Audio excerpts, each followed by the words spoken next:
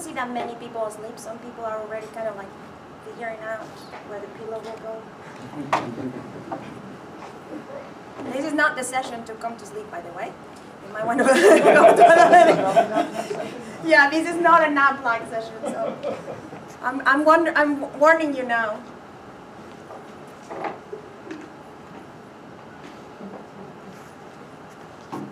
We have like 4 minutes. So you have 4 minutes to tell me what you want from this session. Don't tell me sleep. Entertainment, that's already a given. Anything else?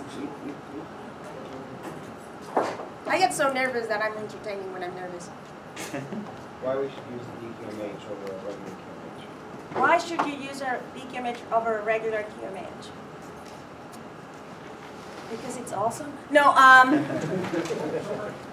if you're looking for, if you're in a team or you plan someone else is going to be maintaining your code or you're going to be sharing your code with someone else, DQMH ensures that everybody's going to be having the same style because a lot of it is scripted. The other reason is it encourages, I'm not going to say force because I haven't figured out how to make LabVIEW kind of come out and be like, you have to implement the API tester, but it's pretty strong encouragement every time that you create an event. The API tester is the first thing that pops in your face. That is like, do you know how you're going to test this?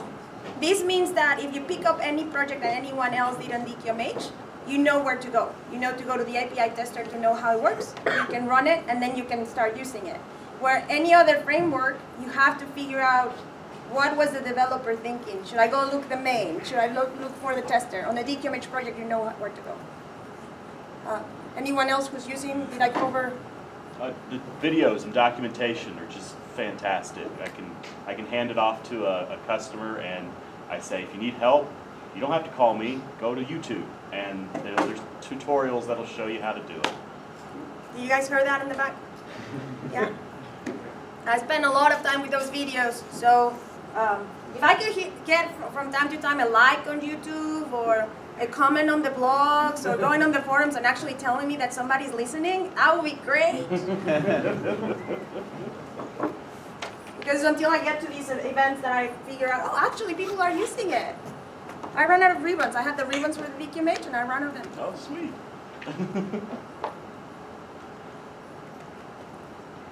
What else? Any other questions? And of course, during this presentation, you're going to learn about all other types of marvelous things. But any other expectations?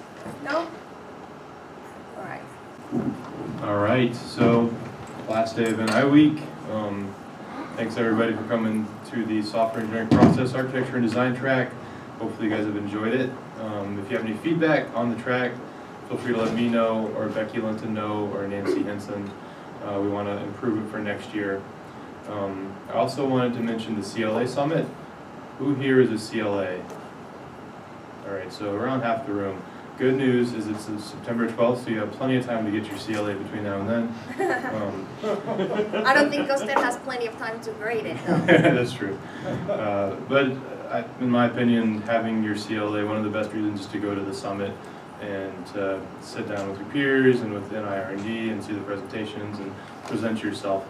So if you are a CLA, we're still accepting submissions for this year's summit, and I would love to talk to anybody who's interested about putting a submission together. So let me know, let Stephen Loftus-Mercer know, or who else? You looking for full sessions or 7x7? Whatever you want, yeah, whatever you're interested in doing. If you want a 10-minute session, you tell them and they'll figure it out. Yeah. If you put one in on the uniform, Yep. you guys get back on that. So technically the deadline is May 31st. We do not have enough submissions to make that deadline be real. So we only have a handful of submissions right now. We have a meeting on Tuesday next week, so I'll ask Stephen and Jeremy if we should just start getting back to people, because a few people have submitted already. We don't like to turn people down, so we will do our best to make sure everybody who submits is able to present, whether it's in the 7x7 or we just create a new format like we did for the NIWeek to make sure everybody gets a chance. So, good question. And I think it is time for Fabiola to take over. So here is Fabiola. Can everybody hear me in the back? Okay, perfect. So my name is Fabiola de la Cueva. Everybody calls me Fab. as in fabulous and modest, emphasis on the modest part. How many here have been to my presentations? All right, so the rest of you that didn't raise your hand, this is going to go very fast. When I get excited, I even go faster. We are recording, there's 2 cameras, so if one fails, we have the other one. And when I edit the videos, I'll put an arrow somewhere down here to go, and if you need to slow me down, you can do it on YouTube. You can go and say, okay, go 2 times as fast, if you dare, or go like, I want you to go 0.5 fast. I do, all my demos are recorded, because I only code in front of people when I'm teaching. Because when I'm teaching, I have the time to say, oh, I screwed up. You know, go take a break, I'll retake. But here, there's no do-over. So I do a lot of videos. This also means that you guys can go watch them later. So I set up these bit.ly. Right now, if you go to it, it's going to show nothing. But as soon as the presentation is over, thanks to the marvelous technology, it's going to, hopefully, go to a blog post that has all the material from this presentation, including links to the videos. This time, I did include videos with sound, so you don't have to wait until I edit the video for the presentation. I'll put once the NIWeek rush is over, I'll edit the video, and you can see the video of this presentation. I see some people taking pictures. I'll show it again at the end, but, okay? All right. So Velocor is a small consulting firm based in Austin, Texas. I started this about 11 years ago. We focus on working with teams that either are going from a 1 person to a team of people, and they need, you know, assistance on doing source code control, architectures, etc. Or teams of people that realize that they're actually not just playing with wires, but they are actually doing software, and it's time to do good programming practices. We have customers worldwide, and we also consult on hardware design. As far as our products, we have, of course, the DQMH. That one won Product of the Year in 2016. I heard somebody mentioning when we were getting settled in, it is a free product. We have the locking amplifier. And then there's these are only a sample of some of the products that we sell directly to our customers. There's a test sequencer, a configuration manager, some software engineering tools. Guess what they use as an underlying framework? DQMH, yeah. All right. So what we are introducing this year is we started to notice that this thing took off in ways that we did not expect. And we are a small consulting firm. We want to make sure that when you're going to a larger company and you say, I want to use DQMH, and they say, oh, but it's supported just by a small company in Austin. No, we are starting to have a network of trusted advisors. And we are calling it trusted advisors because part of that advising means even telling you if DQMH is the right solution for you. And we are encouraging them, some of them even have their own frameworks, to help you decide if it's DQMH or if you should go even with Actor Framework, or maybe just stay with a simple queue message handler, or just stick to the state machine.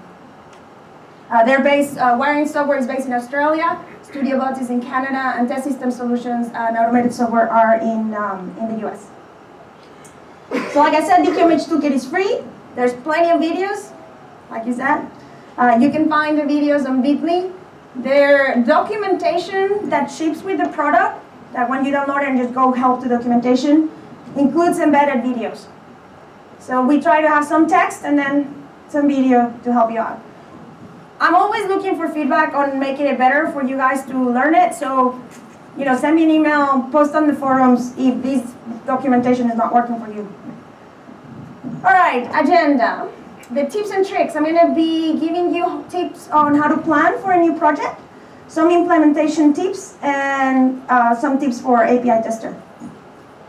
Okay, when I teach courses for people that are getting ready to use DQMH, the first question is, where do I start? So I figure I would share with you some of those tips that we use. And for doing this, we're going to take the continuous measurement and logging sample project that ships with LabVIEW. How many of you know that sample project? All right, so a little bit more than half of the room. Now, if all you want is to do a simple data acquisition, that's all you need. You don't need DQMH. You can just go with the sample project. So you can leave now. If what what you want is to reuse in another project the code that you have on this project. Or one feedback that I get from the NIWeek sample project is that it's difficult to split among different team members because you're carrying that cluster of Q references among all the modules. So there's a lot of coupling, so it's harder to split the project. So if you're having problem with that, DQMH helps with that. Maybe you're here just because you want to learn, like Amber said yesterday, what this mythical DQMH thing is. Or if you just want more tips and tricks, then you can stay.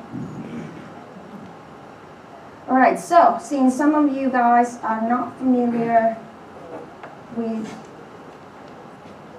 oh, and I didn't start my timer, John, so you're gonna have to tell me when I'm starting. You're 5 minutes in. I have more 5 minutes. Ah, no, don't do that. What am I doing? This is a problem with videos. We're gonna do a quick tour of the continuous measurement and logging example. What do you mean you cannot play media? All right, so if you go to getting started, select the continuous measurement and logging example. It uses the NIWeek. I just like to do my icons, so I put a header there. And there's a progress. You wish that would be as fast as when you do it at home. Then create that main DI. And when you run it, you can start doing acquisition. It does simulated acquisition of a sine wave. You have a little settings editor there that you can go to. And we're calling just my first log. That's where we are going to be saving our TDMS files. And we're changing to a square. So when we say start again, you get a square noise signal. And then if we go to explore and go to the folder where I save them, you get the TDMS file. If you have in Excel installed the TDMS plugin, you can then just look at them from there. So we're going to do a sine wave now. Start, stop, and then we're done, right? Yeah, so we're going to go to Excel. So there, Cortana, please open Excel. We go to Excel, we select the TDMS file. We have the two that we just recorded.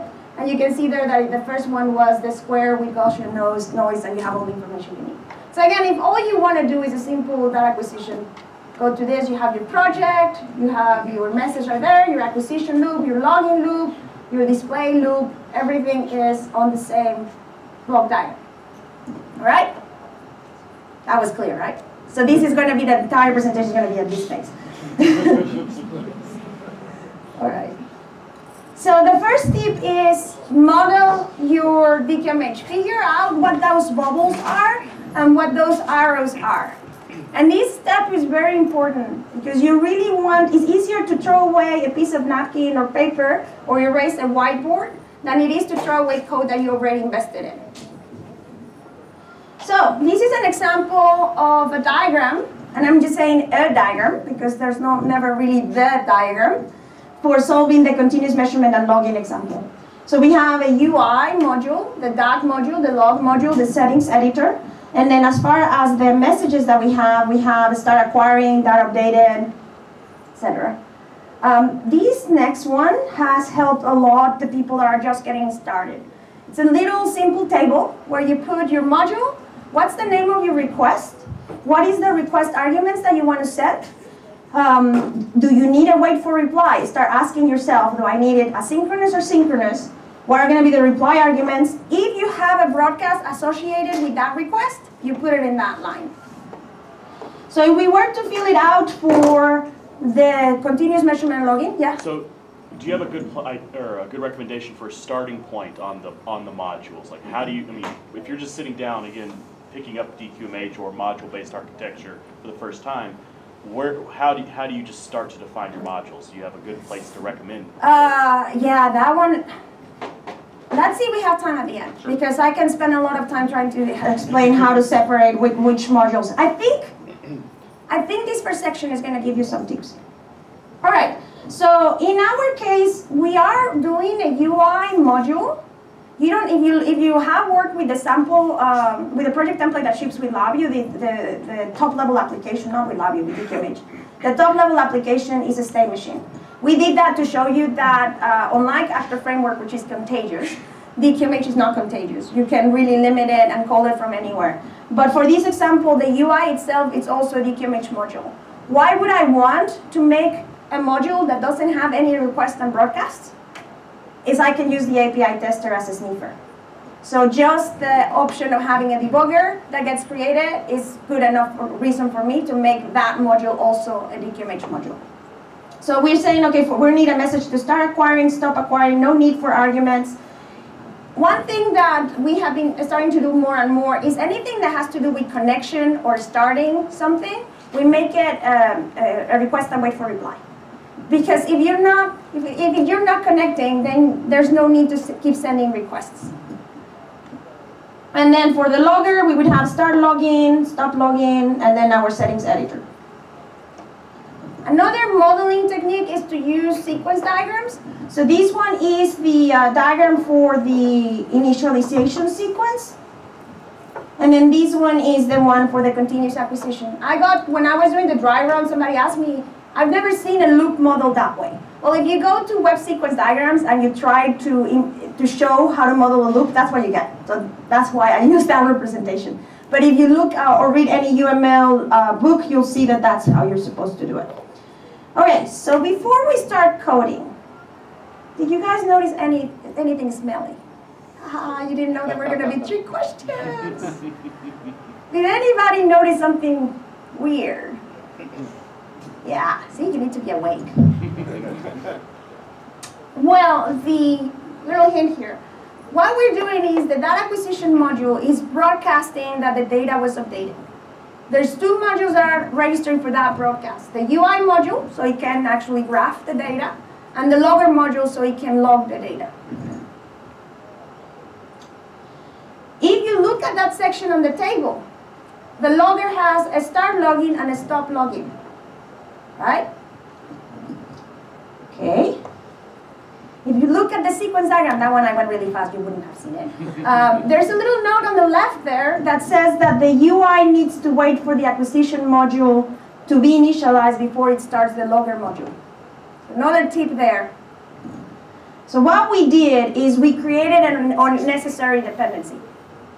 Now, if you are planning on always having a data acquisition logger combo, you're fine.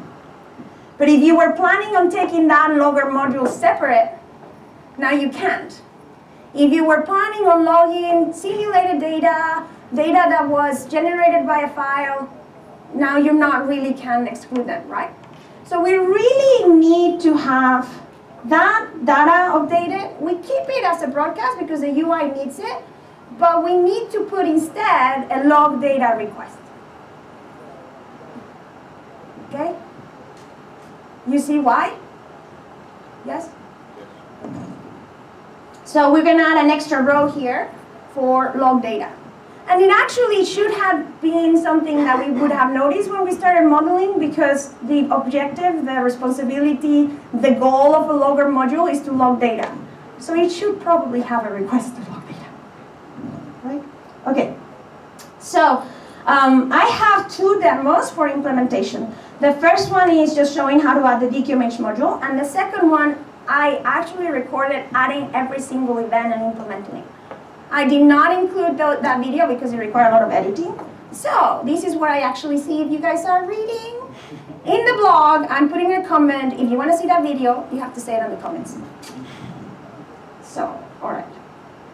Let's see, can I start the play from here? Yes, there we go.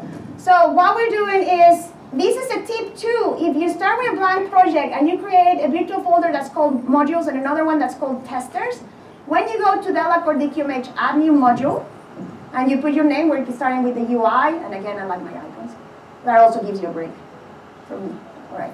So when you do that, because we have a folder that's called modules, the module goes there and the tester goes there. A lot of people don't know that little tip trick.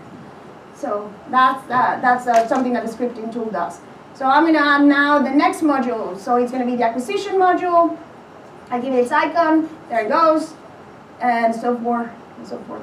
We're just going to keep adding all the modules.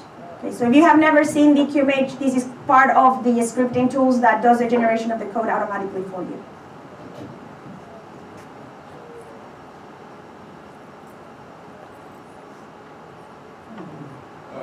Yes?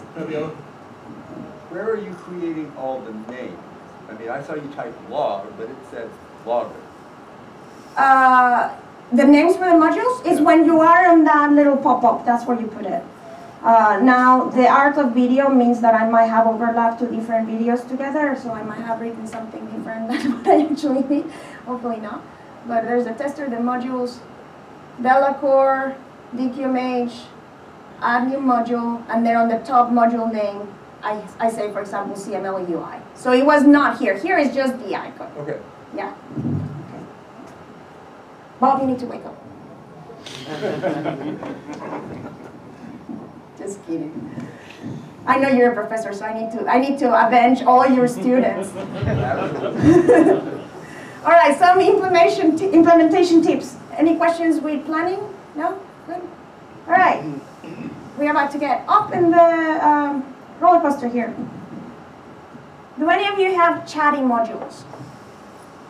What does a chatting module mean? It's a Fabiola DQMH module. No. Too many messages or going really fast. Yes, yes. So how do you solve that? Well, one way of solving it is to have multiple event handling loops. If you're doing this, if you don't take anything away from this presentation, just please take this one. Do not fork. I have to be very careful how I say my English because sometimes it sounds like something else. The event registration wire, all right? Because if you do fork it, you're gonna fork it, yeah. So, tip 2 is use multiple event handling loops. Now, I know what you're gonna say. Fabiola, you're not supposed to have more than one event structure in a block diagram. Is that true? No. What the help says is you should not be handling the same user event in two places on the same block diagram, which is different. So this is a code from an actual customer. They are communicating with a media player. So I thought this was a good example because all of you are familiar with a media player. What we have there is on the loop in the middle, we are taking care of the version, the volume, things like that. And then on the one on the bottom, we are taking care of a lapse time. And lapse time gets reported every second. And when you change the volume, when the end user is interacting with the media player and they're changing the volume, they're doing it pretty fast. So if I'm expecting to see the feedback of the volume changing fast and still get the messages from the every second, they cannot be on the same event structure. Does that make sense to everyone? This would be similar to priority queues in Actor Framework. So the way we handle that in DQMH is you just add an extra loop. And then when I say do not fork the wire, I'm meaning that, you see I have a registration per event structure. If you don't have a registration per event structure, then you might have missed some of your messages. Next issue, okay, go ahead. When you have multiple loops like that and you add a new message, and the script auto-generate and auto-adds the state message handling, which one does it add it to? It will add it to the one that's tagged as the event handling loop. Okay. So do you know how we have tags on each event structure? So we'll add it to the one. It also generates a state in the message handling loop as well. Well, this one is on the tester, but yeah, it would generate it. You would have to manually. Sorry, you're gonna have to delete some of that magic code that we create for you and then put it in a different one. I just didn't know if there was some more magic. No. I keep finding more magic in this. Yeah, well, you can always suggest more magic, and we'll see what we can do.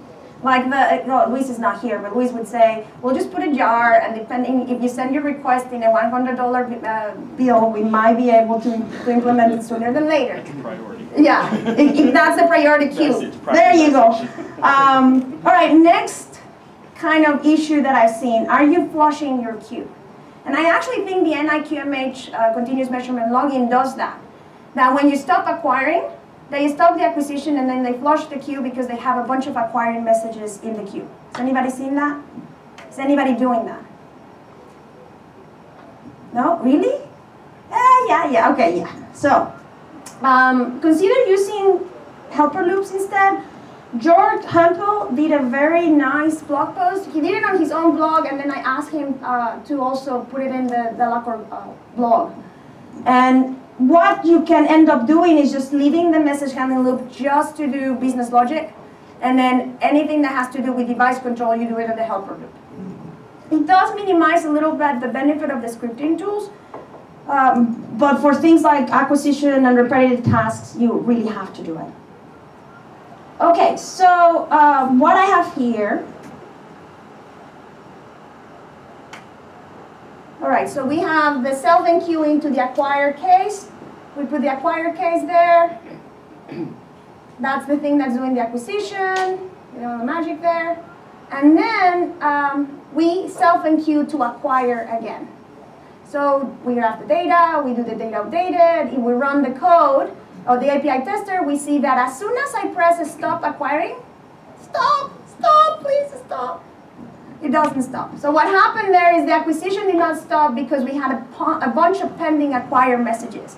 So this solution that a typical developer would do would be to flush the queue. Actually, could you send like a prior, I think now you can actually prioritize it. Yeah, you can do a priority event that says, you know, send the stop right away, and then you could do a priority in queue that will send you directly to the acquire, to the stop, and then that's when you need to flush the queue because it turns out that you have like 100 and something acquires that you have not processed. I believe that's technically a race condition because it could be covered by another acquire message that gets inserted in front of the... Yeah, and it is technical race condition, exactly. If somebody else sends an acquire, even though you made it the stop to be the very first, you might still get another acquire that gets in between. So definitely not a very good architecture. So use helper loops. So you have your nice event handling, message handling, and then you add a helper loop. Okay, so we go to the public API there. We have on the request, a request that we created that's called wake up helper loop. And then we move it to a folder that's called private request, and we give it the scope of private, so nobody else can call it. It's just a request that we're using, and we're using the scripting tools because it's comfortable to do that. The wake up helper loop event, what it does, it changes the timeout to 0. So that means we're telling the helper loop to wake up here. And then on the timeout case, yes, come on. So we go to the timeout case, that's where we're doing the acquire. So we're actually now calling the hardware directly on the helper loop, doing the message for logging the data, and the data updated, all on the timeout. And we are registered for the wake up loop, but we also registered for the stop acquiring. And as soon as we get the stop acquiring, we set the timeout to -1, so the timeout is never going to fire again until it wakes up again. All right, so another misconception on event loops. But Fabiola, you're not supposed to rely on the timeout on the event structure for repetitive tasks. Why is it that we say that? The reason we have that guideline is if I was handling multiple things on that event structure, right? Anytime any of those events fire, the timeout resets. But look at what events I have on that event structure. Wake up, stop, timeout. Do I care if the start and the wake up reset the timer? No. No. So I can rely on the timeout for that repetitive task. Okay, this is one of those where it becomes easier for experienced AVI developers to say, just don't do it, instead of explaining why. So you're actually going to, if you need, you need it to shut off acquire. Yes. So you can get your other messages. Yes. Right, this is the same thing. Okay, so, go ahead. Why a helper loop rather than just another DQMH module? Oh, because this module is the one on acquisition. So if you do another module that does acquisition, then why is the first acquisition for? Well, it's still just another module with the same 3. I mean, it's. But you still have the same problem where you are asking it to acquire continuously. So it just, again, you have to make a list of all the things that we're going to discuss at the end. Uninterrupted step sequence. So this is the one that I get a lot too. Ask on the forums is what if I want to do step 1, step 2, step 3? The immediate yearning, I don't know how to call it, the instinct of the Lobby developer is to get an array of messages and queue the array of messages, and the queue message handler will enqueue the states. Yeah, and I see several nodes. That's okay if you don't care of anything getting inserted between your steps. But if those sequence of steps have to be uninterrupted, then you should not be doing the enqueuing. So what we suggest is this crazy idea that we came up at Delacorte, which is, and I went too far there. No, it's there. There we go. Sorry. We came up with this crazy idea of putting a state machine waiting a message handling loop state. Now, what is your gut telling you? What's wrong with that? What would be the problem of putting a state machine waiting a message handling loop state? What if I want to stop a board, right? It becomes kind of like scary, right? It's like, no, Fabiola, why are we even exploring this? All right, so we are here. We are creating our calibrate. Let's say that our calibration requires multiple steps to happen, one after the other. We get our request there. We put our calibrate button. Everything is scripted, so the only thing that I need to add is the button that actually is going to execute that. And it had already put the calibrate case. So what's in a state machine? White loops, case structure, an enumerator with all my states. I put my states, start, step 1, 2, 3, done. Have a nice little chief register. This is the fastest state machine that you've ever seen. And then we make it into a sub-BI. That's the key. And the thing is, we are registering for my stop, my abort, anything that you want to stop that calibration. And the state machine is actually implemented within the timeout case. So we are used to seeing the event structure within one of the cases. We are putting that upside down, and the event structure is now on the outside, and the state sequence changing is inside the timeout. So this guarantees that I have my step-by-step change, but I can also abort it by stopping the module, or if I have a stop calibration request. Does that make sense? I'm seeing some surprise looks. Yeah, I'm sorry. I'm turning your world upside down. What's up? You're just really choosing a default state if it times out with the inner state machine, aren't you? Because other states can still preempt. No, because your states are managed here by your enumerator, by your shift register. Yeah. All you're doing is your default action is to be a state machine, Yeah. and you can be interrupted anytime you're going to the next step by an abort, a stop, etc. If we were to do it, you could do it the traditional way too. But in the traditional way, you make your state machine polling, and it has to go every time between steps to go check the event structure. This way, you don't have to do that. It just takes care of it. Is this the thing that has step 1, step 2, step 3 in it? Yeah, the enumerator has a start, a step 1, a step 2, a step 3. Okay, so that's your state machine. Yeah, your state machine is inside the timeout. Okay? All right, so just some still pictures. So what we did is we went and put everything into sub-BI. Our little sub-BI has the message, the state machine icon, and this is what it looks like. All right, any questions? How do you abort So this is the reason why you would do it as a state machine. The question was, how do you abort one of the steps that is in progress? You are moving to a message handling loop so you can reduce the action that is done in each step. So each of those steps cannot be interrupted. So for example, if you're doing, I need to calibrate, but I need to wait for 5 seconds to happen, you would have a state that is called has time elapsed, has time elapsed, has time elapsed. And then you would be able to interrupt it. Okay?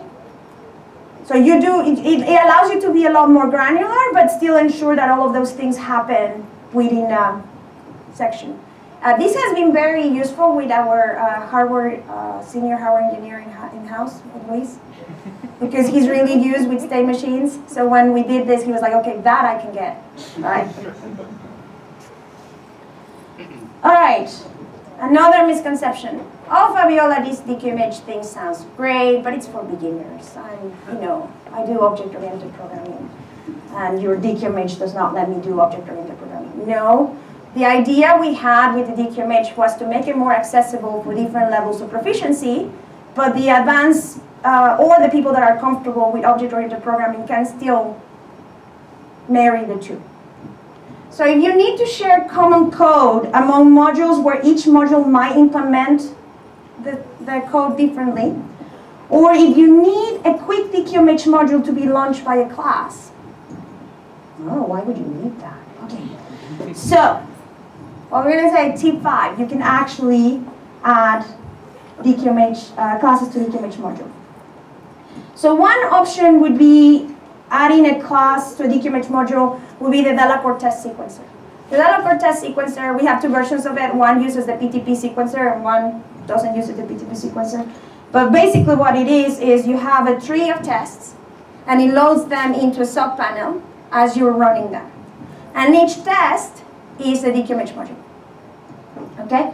So one option to do sub-panels implementation is to say, I'm going to create a request that says insert into sub-panel. But I now need to create the same request for every new DQMH module that I create. All right. So we're going to look at the first one. So this is the test sequencer. So we're going to our test sequencer. We're putting the name of our project. We're deciding we're going to be putting it. So this is a project template. And then when we say I want to add a new DQMH module, because I inserted this, I no longer just have singleton and clonable. I have the option of doing a DTS module. And you saw that we have tons of templates there. You start the module on your API tester. You can see that the test runs there. You can abort the test. It reports back if it passes or it fails. And I'm able to do all that with the API tester. And we have, within the template, API that says execute test here for the hardware engineer that needs a little bit extra help. So what we do is the one that actually starts the module has the starting module, and then we have a request, I believe, that is the run test and wait, that is sending the request to run the test. Because we are having this class in all the DQMH modules, means that I can have an array of DQMH modules, even though the DQMH modules are no objects. Okay? I know that if you're doing pure object-oriented programming, you really don't need to do this. But again, we're talking about teams with different levels of proficiency. So if my team is comfortable already with DQMH, they can continue to use DQMH while the architect puts in place all they need to do the loading of the code. Okay? So I know I went too fast in the video, so I did put still so you would see it. So when we say load test, we start the module, we do our synchronization. That's what is inside that method. The next method, shutdown, just stops the module. And then the run test just runs the request run test. And the run test and wait is request and wait for reply. And that's how we do it. All right, any questions before I go to the next demo? Was this surprising? Kind of like, oh, it's obvious, of course. No? Good? Are we going to explore it more? Those of you guys that are OO fans that were like, where's my OO, Fabiola? Are you happy with that? Yeah. Okay, good. All right. Okay, so now let's go and see the case where I have a serial class. So I have this simulated class. If you see, I have a serial port, and then I have my simulated port. And then I have my device, serial device, and my simulated serial device. So if I go and actually look at the code, the very simple test is all class-based, is initializing the device, reading the information that I need, and disconnecting from the device. Very typical to what you would see in any hardware abstraction layer. I have this little clonable module that when I run it, I get a port, an interactive panel for the simulated device. So I can write something, I get the message on the port, I can write what the response is, press the update port so I know the information is on the port. So when I say read and get the reply, I get it because it's already there. If I were to see the simulated port and look at the initialization, all I'm doing is starting the module, getting all the information from the configuration and keeping it there so the module can have it. And the wait for reply is showing the panel to make sure that the developer knows that it needs to interact with it. And then the trick here is this has to wait forever because we have end user interaction with the front panel. All right? So that's how you would do it. So what we did is inside the simulated DQMH, whenever we write something, we just display it on the front panel. And when we do the read from port, we have 3 states here. Update port, we just put it directly on the output. The other one we have is simulate timeout, and we take the lovely error ring and actually put the Visa timeout error. So in simulation, you can get the same error that you would get if you were with the physical hardware, and we do the stop. So again, you know, advanced developers, you guys, that you probably have already your techniques that might involve less code, but this means I can go, hey, intern, I need a simulated device, right? I just need you to create a new DQMH module that is going to have a front panel and needs these requests and stuff. And then I'll just wrap it on a class, or I teach them how to wrap it on a class. So it makes it really fast. So when your customers are coming, we don't have time to implement simulation.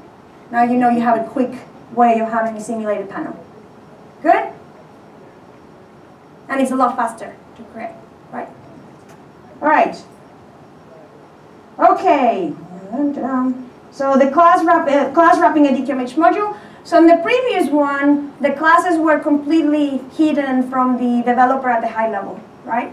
It was all, they were creating their tests on the test sequencer directly as DQMH modules, where here the O is on your face, and we just happen to use the DQMH module as a quick way of having a simulated panel. It's not going to work for every team, but it might work for several of you guys. This is the class hierarchy. I thought you might want to see some UML diagram. That's another way. So what I did here is I ran the GDS toolkit. It did reverse analysis. I did clean up a little bit because it had a lot more methods than you guys cared to see. But you can see what we have there. So the init looks like that. The closed port is the one that's stopping the module. And the write to port has a request and wait for reply. Oh yeah, and then there's this trick about making sure that you make it wait forever, so you do have to remember to do that. Nope. Oh, yeah. Why is there a wait forever? It's a request and wait for reply that is simulating writing to port. Yeah. Because we are waiting for the developer when they are debugging to be able to interact with the, I've been really trying hard to read minds, but I haven't figured out how to do it. And Labio is even worse than me at that. So. That is a problem. Yeah, it is. And then the way it looks on the main BI, again a little bit slower, we have 3 events that we can simulate. There's the stop module, value change, and the update port and the timeout. So these are the 3 cases, just so you would have them. So one thing to also observe on this one, there's no while loop surrounding the event structure. This means that I'm getting to this case on the message handling loop, and there are just 3 things that can kick me out. The timeout, which one did I say? The 3 things that kick me out is the timeout, the simulating the timeout, the update port, or the stop module. All right, any questions? Okay, I raise of hands who normally programs on OO. From you guys, are you happy with these tips? Okay, I really would like to hear more. If you have other tips that I didn't show, just let me know. All right. Okay, API testers. Who here is deleting their API testers? Nobody's gonna dare to say it because I know I'm gonna eat you alive. All right. Really, guys, I don't know what else to do. These scripting tools are telling you, please, please, please, add testing. Even if you don't understand why the hell we're forcing you to do it, just try it. Believe me, you'll be thankful when you're debugging. All right, so one tip for the API tester, minimize unscripted code on the API tester. Anything that you're having to write on code on the API tester, the developer consuming your API will have to write. All right. So one of the discussions I had with Derek Trepanier when he did the MGI panels, by the way, he did a package MGI panels, you install it and it includes a DQMH template. And I was very uncomfortable, and some of the more experienced DQMH developers that I know were kind of like, there's too much code, because you had to create the class before you send the request. And Derek's point is like he needs it to be more flexible. But our point is we want to minimize the amount of code that the developer is creating. So it's not always going to be completely true, but just make sure that you're having that thought process. So API tester should be a simple example of how to use the API. Anything extra the developer does in the API tester, they're going to have to do on their calling code. So move as much code as possible to the main BI. Use API testers as application launchers. So what I have heard from people is like, oh, these API testers are awesome, but then when I build the executable, how do I include them on my executable so I can have my sniffer and debugging tool included? So what we do, this is another example of something that we did within our test sequencer, I believe. No, but I'm going to do it. I copied the nodes from the test sequencer, and we implemented it to the continuous measurement and logging example. So what we did is we created a copy of the API tester. So we go to the test API tester, we move it. We copy only what we need, which is really all the code except for the error handling at the end.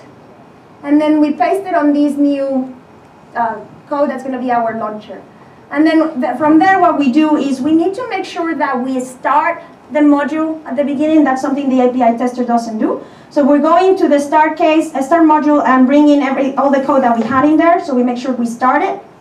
We put our status on the wire. For the stop module, we just register to the new button that we created. We put our error terminal. We change that the thing that stopped the module is actually this launcher. And we add an exit lobby, because this is going to be now our new top-level BI. All right, we add this little note with a bookmark that says, when you build the final executable, make sure you change this to a true. And then you have your show panel, because otherwise, if the thing starts but you never tell it to show, you're not going to see it. So now we create our new build spec.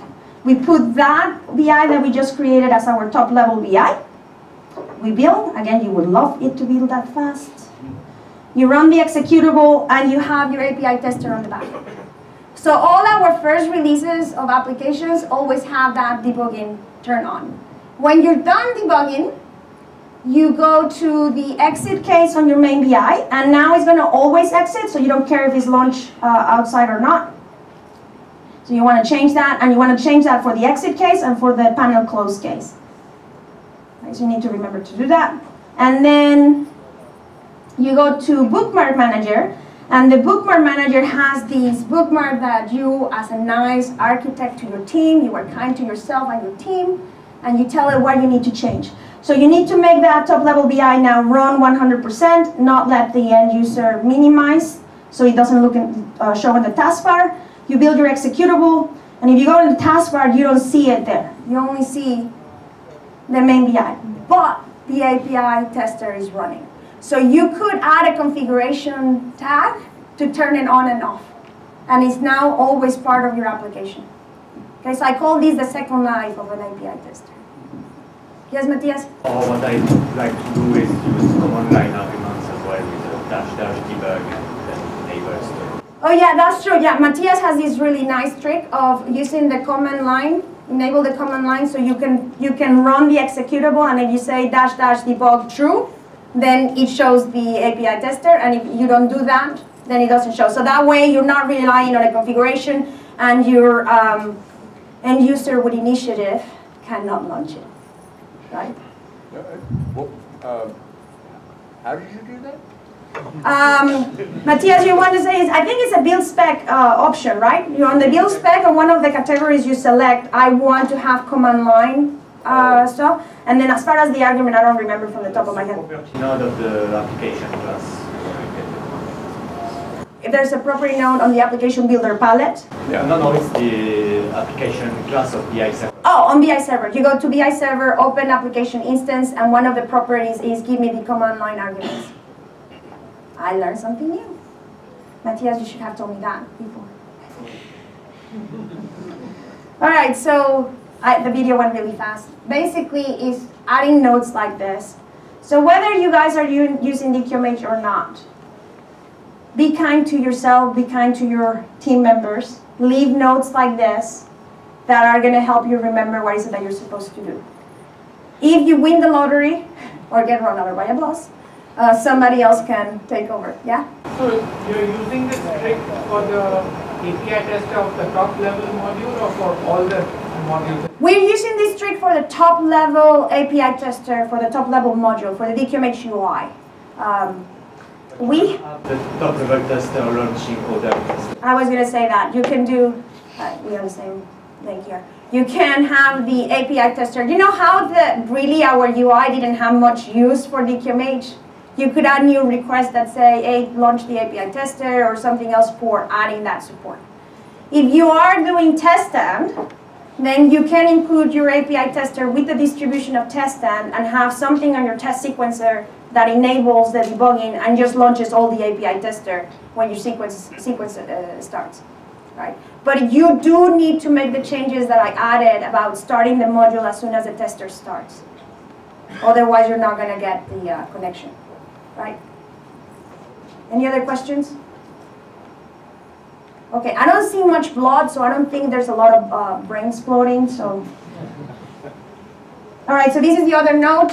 Of course, when we do the module did stop, we need to change that to true. That's in case something external to the API tester has stopped the module. You want to make sure that your executable stops. Why did you edit the code for the executable options instead of just using the conditional disable for those cases? That's a pretty good question. Actually, that's a better idea. See, I love these things because I learn new things. So a good alternative would be, instead of having the note, so please remember to do this, you could just put a conditional diagram disable. So if you were in the runtime engine, you would turn it on and off. That's actually, this one here we should change. The one that changed the properties to transparent or not, that one needs to stay the way it is, because that's what determines if you're debugging or not. But this particular flag, you're right. We should change it with a conditional diagram disable. Yeah, but this is for the final exe. Yeah, it's, yeah. Define final. Well, yeah, that's true too. Right. There's another option there. The way it is when this is false, the API tester or the launcher can still restart your module. So you don't have to restart the executable, because you can do stop and then start again. Once you make this true, you can no longer restart. You have to start the executable again. So when you're debugging, sometimes you want to remove all the loading of the beginning that does maybe loading sequences, settings, configuration hardware. You don't have to wait for that. You can just say stop module, start again. So that's the reason we have it there. Yeah. Conditional symbols. But conditional symbols could be a good option. It's like, am I on debug state or not? How about having two launchers, one for the actual final build and one for debugging while you're... Having two launchers, so right now you have something that makes me very nervous, which is duplicated code. You have an API tester and you have a UI launcher. If you add yet another one, you're just adding the burden of maintenance. So I'd rather have the notes for myself of when I'm ready. I know that this is the code that I have been interacting with. Yeah? Any other questions? No? Okay. All right, the art of waiting. So request and wait for reply events taking too long. Is that one of your problems? Cannot stop the API tester in the middle of a wait for reply? Has that ever happened to you? To be honest, this really only happens when you're doing like tests on test stand or test sequencer or things that really like the calibration stuff that might take several minutes. So if you're not doing that, you might have never experienced this. But unfortunately, we have experienced it enough to be painful. So the suggestion is create separate request and wait for reply events handler loops. So we have already stated that it is okay to have multiple loops with event structures, multiple event structures on your log diagram, right?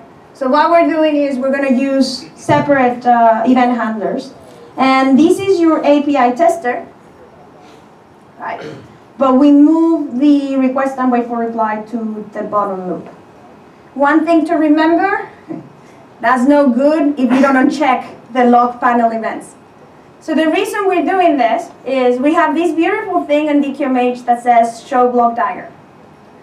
And then you have a request and wait for reply that seems to be hung. So what is it that you want to do? I want to open the block diagram, and you click on show block diagram. But your event case on the API tester is waiting for the wait for reply to reply, so you cannot do it. So this is one way to ensure that your show panel, hide panel, and show block diagram still work. Now, in order for that to work, you need to upgrade to DQMH 4.0. Because DQMH 4.0 handles the show block diagram, show panel, hide panel on the event handling loop instead of on the message handling loop. All right? Raise your hand if these tips were useful. You better. Yeah. All right. Good. I have been selected to be one of the presenters at GDevCon. This is going to be an independent conference in the UK.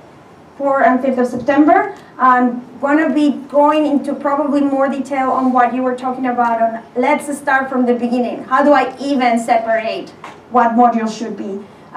Let's continue this discussion online on the forums. I really would like to see what are the barriers for entry from people so I can help you get over it. By the way, why is it that I do all this?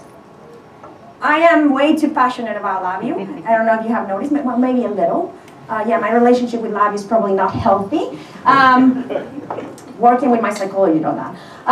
But I want LabVIEW developers, programmers in the outside world to be recognized as programmers.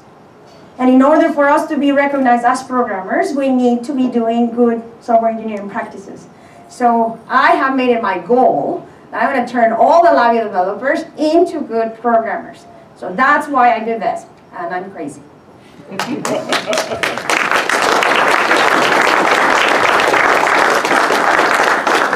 There's a link again. Please take your survey. If you don't want to ever see me again, that's probably a good way to tell. And please stop bringing this crazy woman. All right. Any questions? Do we have time for questions, John? Really? I did not run over time? Wow. That's the first, people. All these new examples that you've shown here, are they on your DQMH site? Which examples? The ones that you talked about here. So the videos are definitely going to be on the blog. The continuous measurement and logging sample project. Again, I want to see how many people are here. So one thing that happened this week, somebody stopped me on the street and they were like, "Are you Fabiola? Are you the lady from the videos?" And I was like, "Oh my gosh." Well, yes. And they were telling me, "Yeah, you know, we use DQMH," and he's in the room, so I'm not going to make him, I'm not going to point him out. But I asked, "I've never seen you on the forums," and he's like, "Why would I go? You know, the documentation is there, the videos are there, so why would I go?" So I'm really trying to make you guys be more involved in the community. If you think that the continuous measurement and logging sample project that I showed here would be beneficial for you guys, we can definitely include it as a sample project on the next version of DQMH. But it's not now. You want to make up the tips and tricks, the examples that you showed for that. Those would be put back to your example. Yes. Oh, yeah. So all the tips and tricks that I show, except for the media player, because the continuous measurement and logging doesn't have a media player, are part of the continuous measurement and logging DQMH sample project. So what I'm hearing is you do want the continuous measurement and logging sample project to be part of DQMH. Okay. We have one vote. Go to the forums or go to the blog and vote too. What suggestions would you have for someone who's trying to become confident with reusing DQMH modules in multiple projects? What suggestions do I have for people that want to become best practices? Best practices. The thing that I keep telling my team members is if you find yourself going to a previous project that you did on DQMH and doing save as, remember my lovely accent from Mexico that just doesn't want to leave me. That's going to tell you, what are you doing? If you're already using it for a second time, there's going to be a third or fourth. So instead of just doing save as, removing what you need, and then start it from there, take an extra step in between and make it a project template. Same thing with the DQMH modules. As soon as we had a second project that had a serial manager, we created a serial manager project module, a DQMH module template. So that way, yes, you're still repeating code, but you have a base that is a springboard for all your new projects. So instead of just reusing the DQMH module as is, I created as a template with what I think is going to be common for different applications. and then start from the template and not what is specific for that application. What if you have a couple of different modules that you want to use? You'd end up with a couple of different projects. So another option is you package them. Instead of, you can either package them as PPLs, okay, plug for Matthias. You better stay for the end of the day. Matthias is presenting at the end of today, and he's going to show all you ever wanted or didn't even know that you wanted to know about PPLs. And he's going to show how to package a DQMH-based project into PPLs. So you can either do that or package as package manager. And then you create these lists. So for example, we have, I'm trying to think if we have any, Matthias, have you seen any DQMH modules that we have packaged that we reuse? I'm trying to think. Well, some of the configuration editor. So the configuration editor, so we have a customer that has about 20 DQMH modules that are used within his application, and there's multiple developers. So each DQMH module is built into a VIPM package. And everyone else who needs to communicate to that module installs the package and uses the install code. But I think what you have to hear also is don't try to make your modules specific. So you need to take over.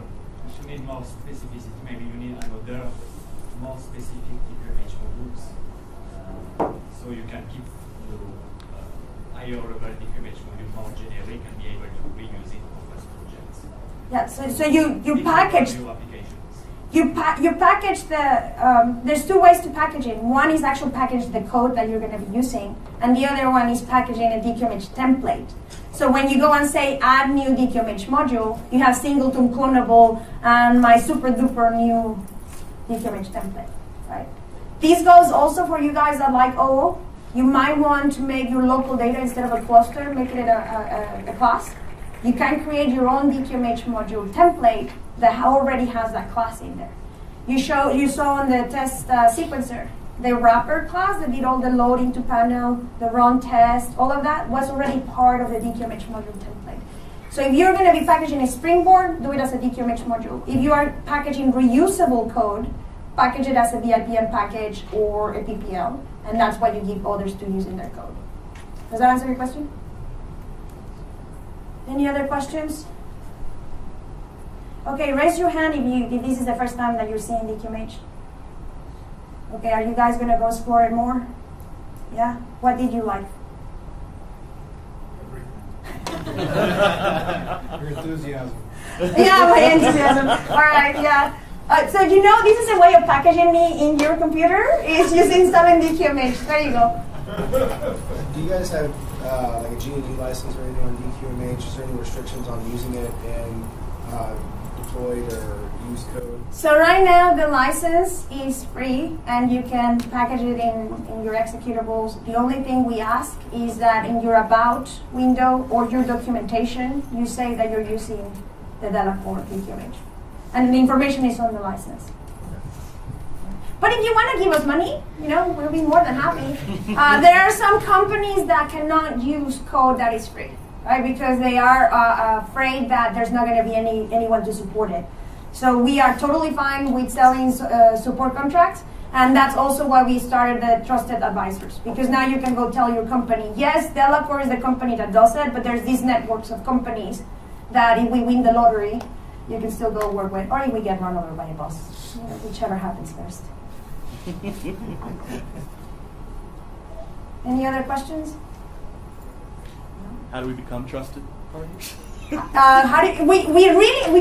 toyed with the name a lot. The reason we say trusted advisors. No, how do we become? And yeah, but no partners because you said partners. So the reason we're using the word advisor is because this also includes telling you whether you should be using DQMH or not. You talk to me, and then we talk about when it's needed. Now we need to review your code and make sure that you are following best practices, that you know about these tips and tricks, things like that. Any other questions? No. Thank you, and